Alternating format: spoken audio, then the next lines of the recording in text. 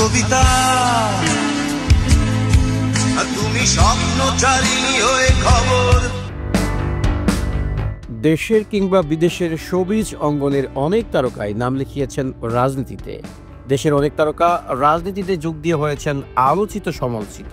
তবে রাজনীতিতে শিল্পীদের জড়ানোর বিপক্ষে নগরবাউল ব্যান্ড খ্যাত তারকা জেমস, আর তাই সবসময় নিজেকে রাজনীতির বাইরে রেখেছেন এই রকস্টার।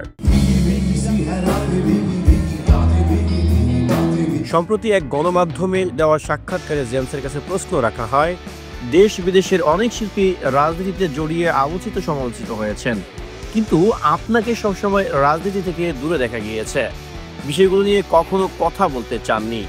রাজনীতি নিয়ে আপনার জীবন দর্শন কি? উত্তরে জেমস বলেন, আমি একজন শিল্পী। শিল্পীরা রাজনীতি সচেতন হতে পারেন, কিন্তু তাদের রাজনীতিতে যোগ দেওয়া উচিত বলে আমি মনে করি না। আর যদি রাজনীতি করতে হয় তবে সব ছেড়ে ফুল টাইম রাজনীতি করা উচিত।